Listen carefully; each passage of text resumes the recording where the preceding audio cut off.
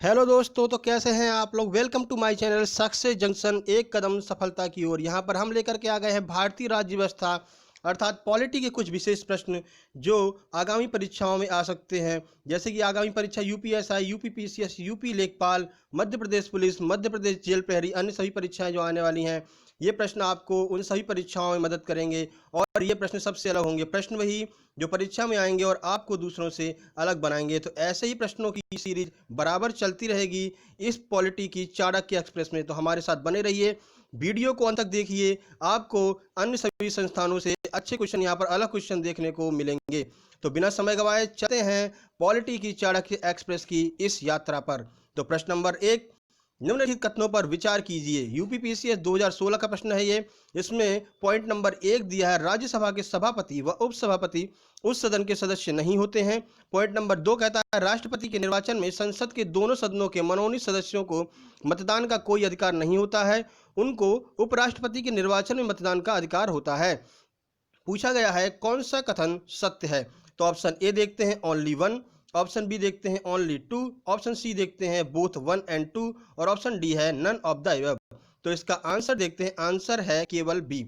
देखिए केवल बी सही है। राज्यसभा के जो सभापति होते हैं वे भले ही सदन के सदस्य ना हों। देखिए राज्यसभा के जो सभापति होते हैं वो उपराष्ट्रपति होते हैं। उपराष्ट्रपति जो है वो सदन के सदस्य नहीं होते हैं, परंतु जो उपसभापति होता है वो सदन का सदस्य होता है। इसलिए आपका जो 1 नंबर दिया है वो तो गलत हो गया। लेकिन जो दूसरा दिया हुआ है कि राष्ट्रपति के निर्वाचन में संसद के जो मनोनीत सदस्य होते हैं उनको मतदान का कोई अधिकार नहीं होता है, क्योंकि उनको जो राष्ट्रपति ही निर्वाचित करता है। ये प्रश्न हम आपको एक बार पहले ही बता चुके हैं कि अगर वे लोग मतदान करेंगे तो कहीं ना कहीं पक्षपात की आशंका बनी रहेगी। ठीक है, तो इस तरह आपका ये आंसर होता है, आंसर है बी, यानी कि केवल 2 सही है। प्रश्न नंबर 2 की तरफ चलते हैं। यदि संघीय बजट लोकसभा द्वारा पारित नहीं हो पाता है तो क्या होगा। एमपीएसआई 2016 का प्रश्न है ये। तो ऑप्शन ए है, बजट में संशोधन करके दोबारा पेश करना होगा। ऑप्शन बी है, सुझाव है तो राज्यसभा के पास भेज दिया जाएगा। ऑप्शन सी है, वित्त मंत्री से त्याग पत्र को कहा जाएगा। ऑप्शन डी है, प्रधानमंत्री सहित मंत्रिपरिषद को त्याग पत्र देना होगा। तो इसका आंसर है डी, यानी प्रधानमंत्री सहित मंत्रिपरिषद को भी त्याग पत्र देना होगा यदि जो संघीय बजट है वो लोकसभा से पारित नहीं करा पाते हैं। तो आइए इसके बारे में संक्षेप में जानकारी लेते हैं। तो संघीय बजट धन विधेयक के रूप में लोकसभा में प्रस्तुत किया जाता है। देखिए जो बजट होता है वो सबसे पहले लोकसभा में, केवल और केवल लोकसभा में प्रस्तुत किया जाता है और सामान्य बहुमत से पास कराना होता है सरकार को। अगर लोकसभा में वर्तमान सरकार पास नहीं करा पाती है तो यह माना जाता है सरकार अपना बहुमत खो चुकी है, यानी उसके पास इतने सदस्य भी नहीं है कि वह उसे साधारण बहुमत से पास करा सके। और इस स्थिति का विपक्ष फायदा उठा लेता है और उनको बोलता है कि आप अपनी यहाँ पर बहुमत सिद्ध कीजिए। बहुमत सिद्ध ना करने की स्थिति में सरकार गिर सकती है। तो अगर ऐसा होता है, यानी बजट पारित नहीं करा पाते हैं, तो मंत्रिपरिषद और प्रधानमंत्री को इस्तीफा देना होता है। प्रश्न नंबर 3 की तरफ चलते हैं। प्रश्न नंबर 3 क्या कहता है, कौन सा सुमेलित नहीं है। यहाँ पर राष्ट्रपति और उनके कार्यकाल के बारे में बताया गया है और आपको ये बताना है कौन सा सुमेलित नहीं है। नहीं पर विशेष ध्यान देना है। यूपीएआरओ 2018 का प्रश्न है। देखते हैं नंबर 1, फखरुद्दीन अली, क्या इनका कार्यकाल 1974 से 77 के बीच रहा है। एन संजीव रेड्डी, क्या 77 से 82 के बीच में रहे हैं। डॉक्टर जाकिर हुसैन, क्या 1967 से 1969 के बीच रहे हैं। और डी है वीवी गिरी, क्या 1965 से 1973 के बीच रहे हैं। तो कौन सा सुमेलित नहीं है, इसमें आंसर नंबर होगा इसका डी, यानी कि बीबी गिरी का कार्यकाल जो है वो सुमेलित नहीं है। तो क्या है, आइए देखते हैं। बीबी गिरी का कार्यकाल 1969 से 1974 तक का है और इन्हें 1975 में भारत रत्न से भी सम्मानित किया गया था। ऊपर के बाकी सभी जो है वो सुमेलित हैं। प्रश्न नंबर 4 की तरफ चलते हैं। प्रश्न नंबर 4 क्या कहता है, भारत में वह मंत्री जो संसद के दोनों सदनों में से किसी का सदस्य नहीं है उसे मंत्री के पद से कितने समय में मुक्त हो जाना होता है। यानी कि कोई मंत्री अगर संसद के दोनों सदनों में से एक भी सदन का सदस्य नहीं है, केवल मंत्री बना हुआ है, तो वह कितने समय तक रह सकता है, उसके बाद तो उसे इस्तीफा देना ही देना होगा। तो ऑप्शन देखते हैं। ऑप्शन ए है 6 माह, ऑप्शन बी है 10 माह, ऑप्शन सी है 1 वर्ष या ऑप्शन डी है 2 वर्ष। तो इसका आंसर है 6 माह, यानी 6 माह से अधिक समय तक वह मंत्री पद पर नहीं रह सकता है अगर वो सदन के किसी भी सदन का सदस्य नहीं है। देखिए 6 माह के अंदर उसे किसी न किसी सदन की सदस्यता लेना अनिवार्य होता है। तो प्रश्न नंबर 5 की तरफ चलते हैं। भारतीय राजनीति व्यवस्था में कार्यपालिका किसके अधीन रह करके कार्य करती है। 65वीं बिहार पब्लिक सर्विस कमीशन का ये प्रश्न है। तो ऑप्शन की तरफ चलते हैं। ऑप्शन ए है न्यायपालिका, ऑप्शन बी है विधायिका, ऑप्शन सी है चुनाव आयोग या फिर ऑप्शन डी है संघ लोक सेवा आयोग यानी कि यूपीएससी। तो इसका आंसर है बी, यानी कि विधायिका। केंद्र सरकार को लोकसभा अर्थात विधायिका में बहुमत सिद्ध करना होता है। बहुमत होने पर ही सरकार चलती है, अतः कार्यपालिका जो है वो विधायिका के अधीन कार्य करती है। इसके बारे में हम जो लोकसभा और सरकार के बारे में पिछले प्रश्न में हम आपको बता करके आ ही रहे हैं, तो आपको समझ में आ गया होगा। तो चलते हैं प्रश्न नंबर अगला। प्रश्न नंबर 6 क्या कहता है, निम्न में से कौन स्वतंत्र भारत के पहले वित्त मंत्री हैं? एमपीपीएससी 2018 का प्रश्न है ये। ऑप्शन की तरफ चलते हैं। ऑप्शन ए है निर्मला सीतारमण, ऑप्शन बी है जॉन मथाई, ऑप्शन सी है इंदिरा गांधी, ऑप्शन डी है एम हिदायतुल्लाह। तो इसका आंसर है ऑप्शन नंबर बी, यानी कि जॉन मथाई साहब जो हैं वो भारत के पहले वित्त मंत्री हैं। लेकिन बाकी ऑप्शन जो हैं वो भी कुछ ना कुछ रहे हुए हैं, तो आइए हम उनके बारे में जानकारी ले लेते हैं। तो स्वतंत्र भारत के पहले वित्त मंत्री सर जॉन मथाई थे। और इंदिरा गांधी के बारे में बताते हैं। इंदिरा गांधी भारत की प्रथम महिला प्रधानमंत्री थी, लेकिन वे वित्त मंत्री के रूप में भी कुछ समय के लिए कार्य कर चुकी हैं। तो 1970 से 71 के बीच कुछ समय के लिए वो वित्त मंत्री भी बनी थी। तो जब आपको पूछा जाए कि प्रथम महिला वित्त मंत्री कौन है, तो आप इंदिरा गांधी लगाएंगे। क्यों? क्योंकि वो कुछ समय के लिए वित्त मंत्री का कार्यभार संभाल चुकी हैं। लेकिन अगर ये पूछा जाए कि प्रथम पूर्णकालिक महिला वित्त मंत्री कौन है, तो वो निर्मला सीतारमण है। ये आपको बात ध्यान में रखनी है। ये क्वेश्चन आपको 100% कहीं ना कहीं एग्जाम में टकराएगा। जबकि एम हिदायतुल्लाह लगभग सभी लोगों को 90% लोगों को पता है, या 100% भी कह सकते हैं कि एम हिदायतुल्लाह जो है वो भारत के प्रथम सीजेआई थे, यानी चीफ जस्टिस ऑफ इंडिया थे। प्रश्न नंबर 7 की तरफ चलते हैं। प्रश्न नंबर 7 क्या कहता है, संविधान में मंत्रिमंडल का जिक्र कहां पर हुआ है? बहुत से बच्चे इसको, लगभग 85% लोग इसको अनुच्छेद 74 लगा करके आए थे और गलत करके आए थे। लेकिन इसका आंसर जो है वो है अनुच्छेद 352। ऑप्शन देख लेते हैं पूरी तरह से। तो अनुच्छेद 352, अनुच्छेद 74, अनुच्छेद 356 या फिर अनुच्छेद 76। यूपीएसआई 2017 का प्रश्न है ये, और लगभग 85% लोग इसको गलत करके आए थे। तो आइए देखते हैं कि गलत आखिर कैसे हुआ। देखिए, संविधान में सिर्फ एक बार मंत्रिमंडल का जिक्र हुआ है, जो कि अनुच्छेद 352 में है। तो 352 में कहा क्या गया है? तो कहा गया है कि मंत्रिमंडल की सिफारिश पर राष्ट्रपति राष्ट्रीय आपातकाल लागू कर सकता है। लोग 74 क्यों लगा करके आए थे? तो आइए जानते हैं कि कंफ्यूज हुए कहाँ थे। अनुच्छेद 74 में प्रधानमंत्री और मंत्रियों के बारे में बताया गया है, ना कि मंत्रिमंडल के बारे में बताया गया है। अनुच्छेद 76 जो महान्यायवादी का जिक्र करता है, और अनुच्छेद 356 में राष्ट्रपति शासन का वर्णन है।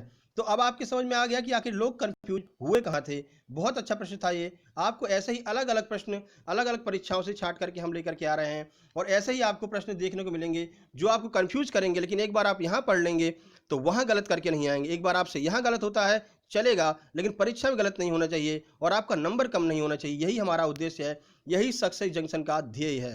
तो प्रश्न नंबर 8 की तरफ चलते हैं। प्रश्न नंबर 8 क्या कहता है, मंत्रिपरिषद के विरुद्ध अविश्वास प्रस्ताव लाने के लिए कितने सदस्यों की आवश्यकता होती है? यूपीएआरओ 2018 का प्रश्न है ये। ऑप्शन की तरफ चलते हैं। ऑप्शन है ए है 40, बी है 50, सी है 30 या डी है 20। तो इसका आंसर है बी, अर्थात 50। देखिए, अविश्वास प्रस्ताव लाने के लिए प्रस्तावक के रूप में 50 सदस्यों के हस्ताक्षर होने आवश्यक हैं। अगर आप 50 सदस्यों के हस्ताक्षर लेकर के आ रहे हैं, तभी उसको स्पीकर मान्य करेगा कि आप अविश्वास प्रस्ताव ला रहे हैं। लाने के लिए 50 तो चाहिए ही चाहिए। और अगर सरकार को अपनी सत्ता बचाने के लिए उपस्थित सदस्यों के 50% + 1, मान लीजिए अविश्वास प्रस्ताव आ गया और सरकार को बोला गया कि आप अपना विश्वास मत दिखाइए कि आपके पास हैं कि नहीं सदस्य, तो उसे कितने सदस्य कम से कम चाहिए? देखिए, उपस्थित सदस्यों का 50% + 1 सदस्यों की सहमति सरकार की तरफ अगर होती है तो सरकार बच जाएगी, अन्यथा सरकार गिर जाएगी। तो अगर 300 सदस्य उपस्थित है मान लीजिए, और सरकार ने 151 सदस्य भी अपनी तरफ साबित कर दिए, तो जो अविश्वास प्रस्ताव है वो रद्द कर दिया जाएगा। आइए देखते हैं प्रश्न नंबर अगला। प्रश्न नंबर 9 क्या कहता है, उल्फा क्या है? काफी लोग इसमें कंफ्यूज हो गए थे कि उल्फा क्या है। ये संविधान में जो है, ये पॉलिटी में जो है, विज्ञान का प्रश्न कहाँ से आ गया? ऐसे इस तरह से बिहार पुलिस 2018 का प्रश्न है ये। ऑप्शन भी कुछ इस तरह से सेट किए गए थे। ऑप्शन ए है एक पुच्छल तारा है, ऑप्शन बी है एक गैसीय पिंड है, ऑप्शन सी है एक उग्रवादी संगठन है, ऑप्शन डी है एक राजनीतिक संगठन है। तो इसका आंसर है सी, यानी उल्फा जो है वो एक असम का उग्रवादी संगठन है। इसका पूरा नाम है United liberation front of Assam.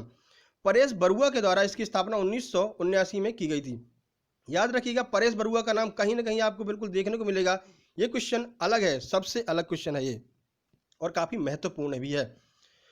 तो चलते हैं प्रश्न नंबर 10 की तरफ। सिक्किम भारत का एक सह राज्य किस संशोधन से बना? आरपीएफ-एसआई 2018 का प्रश्न है ये। तो ऑप्शन ए है 30वें संविधान संशोधन, ऑप्शन बी है 32वें संविधान संशोधन, ऑप्शन सी है 35वें संविधान संशोधन, या फिर ऑप्शन डी है 42वें संविधान संशोधन। तो इसका आंसर है सी, यानी कि 35वें संविधान संशोधन के द्वारा सिक्किम भारत का एक सह राज्य बना था। तो आइए जानकारी लेते हैं। 35वें संविधान संशोधन 1974 के द्वारा सिक्किम को भारत के सह राज्य का दर्जा मिल गया और 36वें संविधान संशोधन 1975 के द्वारा सिक्किम को पूर्ण राज्य का दर्जा दिया गया। तो सिक्किम बनने वाला 22वां राज्य था भारत का। प्रश्न नंबर 11 की तरफ चलते हैं। प्रश्न नंबर 11 क्या कहता है? भारत के निम्न प्रधानमंत्रियों में कौन अपने कार्यकाल में एक भी बार संसद में उपस्थित नहीं हुआ है? आपको बिल्कुल इसका आंसर पता होगा, लगभग 95% लोगों को इसका आंसर पता होगा, हमें भी पता है, सबको पता है, लेकिन हम बताएंगे इसमें कुछ विशेष। तो देखिए, यूपीएससी 2017, एमपीएससी 2016, रेलवे के कई एग्जामों में कई बार ये क्वेश्चन आया हुआ है, इसलिए हमने इसको लिया है। तो ऑप्शन देखते हैं। ऑप्शन नंबर ए है प्रधानमंत्री अटल बिहारी वाजपेयी, ऑप्शन बी है बीपी सिंह, ऑप्शन सी है चौधरी चरण सिंह, ऑप्शन डी है पीवी नरसिम्हा राव। बिल्कुल मैं जान रहा हूँ आपके दिमाग में ऑप्शन क्लिक कर गया होगा, इसका आंसर है सी, चौधरी चरण सिंह। तो आइए जानकारी लेते हैं कि जो आपको अलग मिलने वाला है वो क्या है। तो चौधरी चरण सिंह जी का कार्यकाल 28 जुलाई 1979 से 14 जनवरी 1980 तक था। ये 2 बार उत्तर प्रदेश के मुख्यमंत्री भी रहे हैं। अपने प्रधानमंत्री के कार्यकाल में ये एक बार भी लोकसभा नहीं गए, यानी एक भी बार प्रधानमंत्री रहते हुए लोकसभा नहीं गए हैं। तो अब ये प्रश्न नहीं आता है कि चौधरी चरण सिंह जी नहीं गए थे संसद में। अब प्रश्न ये आता है कि वे कौन से प्रधानमंत्री हैं जो एक भी बार सदन में नहीं गए और वे किस राज्य के मुख्यमंत्री भी रह चुके हैं। इस तरह से घुमा करके प्रश्न आता है। लोको पायलट में ये प्रश्न ऐसे का ऐसा ही आया है जैसे हमने आपको बताया है। तो अब आपके समझ में आ गया हो, कितना भी घुमा कर पूछे, कार्यकाल पूछ लें या कुछ भी पूछ लें, तो आप आंसर दे सकते हैं। यह फायदा है आपका सक्सेस जंक्शन के साथ बने रहने का। तो आइए प्रश्न नंबर 12 की तरफ चलते हैं। प्रश्न नंबर 12 क्या कहता है? एक संघीय व्यवस्था और केंद्र में द्वैत शासन भारत के किस अधिनियम के माध्यम से लागू किया गया? एमपी जेल पुलिस 2017 का प्रश्न है ये। तो ऑप्शन ए है 1909 के अधिनियम द्वारा, ऑप्शन बी है 1919 के अधिनियम द्वारा, ऑप्शन सी है 1935 के अधिनियम द्वारा, या फिर उपयुक्त में से कोई नहीं। तो इसका आंसर है 1935 के अधिनियम के द्वारा, यानी कि एक संघीय व्यवस्था और केंद्र में द्वैत शासन जो है वो 1935 के अधिनियम द्वारा लागू किया गया था। आइए जानकारी लेते हैं। 1935 के अधिनियम द्वारा राज्यों में द्वैत शासन को समाप्त करके केंद्र में लागू कर दिया गया। पहले यह राज्यों में लागू था और फिर 1935 के अधिनियम के द्वारा केंद्र में लागू कर दिया गया। तो भारतीय संविधान के अधिकतर प्रावधान जो है 1935 के अधिनियम से लिए गए हैं। अब और जो ऑप्शन है उनके बारे में बता देते हैं। 1909 के अधिनियम को मार्ले मिंटो सुधार, 1919 के अधिनियम को मॉन्टेग्यू चेम्सफोर्ड सुधार भी कहा जाता है। प्रश्न नंबर 13 की तरफ चलते हैं। विशेष प्रश्नों की ये सीरीज चल रही है, अंत तक बने रहिएगा और चैनल को सब्सक्राइब कर दीजिएगा। दूसरों को बता दीजिएगा कि कुछ अगर आपको अलग चाहिए तो सक्सेस जंक्शन पर चलिए। प्रश्न नंबर 13 चलते हैं। संविधान सभा द्वारा स्थापित मौलिक अधिकारों और अल्पसंख्यक हेतु सलाहकार समिति के प्रमुख कौन थे? एमपीपीएससी 2014 का यह प्रश्न है। तो ऑप्शन ए है पंडित जवाहरलाल नेहरू, ऑप्शन बी है सरदार वल्लभ भाई पटेल, ऑप्शन सी है BN राव और ऑप्शन डी है BR अम्बेडकर।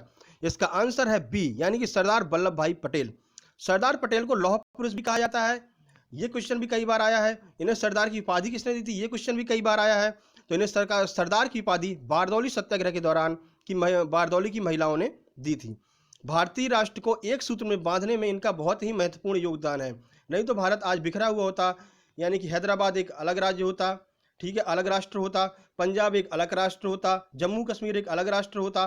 तो एक सूत्र में बांधने का कार्य जो किया है वो सरदार वल्लभ भाई पटेल ने किया है और इसी बात को ध्यान में रखते हुए उनके लिए एकता दिवस मनाया जाता है और उनकी एक बड़ी मूर्ति जो है मोदी जी ने स्थापित करवाई है और लोहे की मूर्ति है क्योंकि उन्हें लौह पुरुष भी कहा जाता था। प्रश्न नंबर 14 की तरफ चलते हैं। निम्नलिखित में से कौन सा शब्द भारत के संविधान की उद्देशिका में शामिल नहीं है? उद्देशिका से आपको समझ में आ गया होगा, मैं पहले बता चुका हूं। जहां जहां उद्देशिका शब्द इस्तेमाल होगा वहां वहां आपके दिमाग में प्रस्तावना शब्द क्लिक करना चाहिए। यूपीएससी 2017 का प्रश्न है, क्योंकि बहुत से बच्चे इसी में कंफ्यूज हो जाते हैं कि उद्देशिका क्या है। तो उद्देशिका प्रस्तावना का एक दूसरा रूप है, ऐसे कह सकते हैं।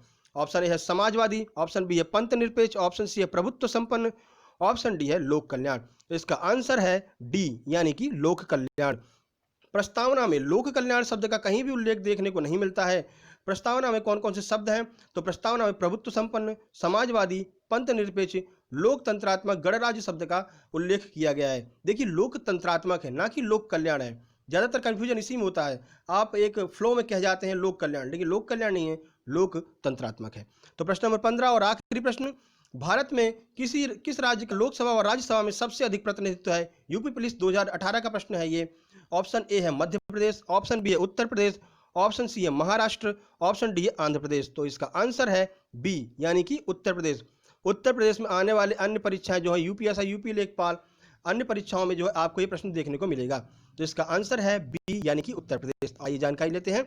उत्तर प्रदेश लोकसभा और राज्यसभा में सर्वाधिक क्रमशः 80 और 31 प्रतिनिधियों को भेजता है। जितने प्रतिनिधि उत्तर प्रदेश भेजता है उतने प्रतिनिधि किसी और राज्य से नहीं जाते हैं।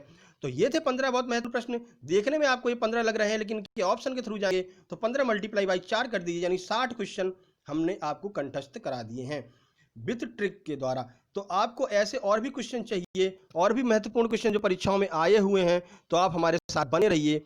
ये थी पॉलिटी की चाणक्य एक्सप्रेस, जिसमें हमने भारतीय राज्य व्यवस्था के प्रश्नों को कवर किया था। हमारी हिंदी एक्सप्रेस भी चल रही है, जिसमें आए हुए प्रश्न हिंदी के हम कवर करते हैं, और जिनके आने की बहुत संभावना है वे प्रश्न हम कवर करते हैं।